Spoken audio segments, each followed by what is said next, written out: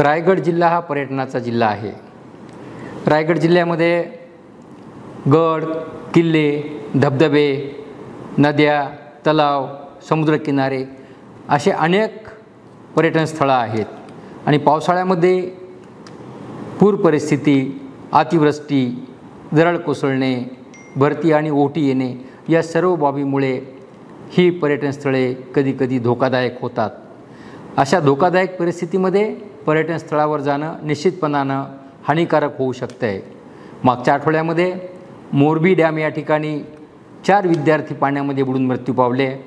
मुनवली या गावामध्ये सुद्धा तलावात 2 विद्यार्थी बुडून मृत्यू पावले। तसेच अलिबाग या ठिकाणी सुद्धा बीचवरती एक व्यक्ती पाण्यामध्ये बुडून मृत्यू पावला। अतिउत्साह आणि निष्काळजीपणा या गोष्टीमुळे अशा घटना घडतात आणि आपल्या कुटुंबाचं अतोनात नुकसान होतं आणि आपला जीव कायमचा गमावला जातो। माझी सर्व नागरिकांना आणि पर्यटकांना विनंती आहे, आव्हान आहे, पावसाळ्याच्या दिवसामध्ये आपण धोकादायक असलेल्या कुठल्याही पर्यटन स्थळाला भेट देऊ नये, अतिउत्साहामध्ये आणि निष्काळजीपणामध्ये वागू नये।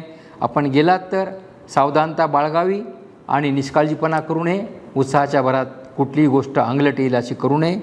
शासन आणि स्थानिक स्वराज्य संस्था आणि स्थानिक लोक यांच्या वतीने ज्या काही त्या ठिकाणी सूचना देण्यात आलेल्या आहेत, उपाययोजना करण्यात आलेल्या आहेत, तर त्याचा सर्वांनी विचार करावा।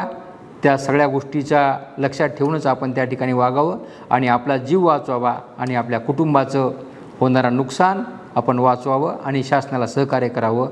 धन्यवाद।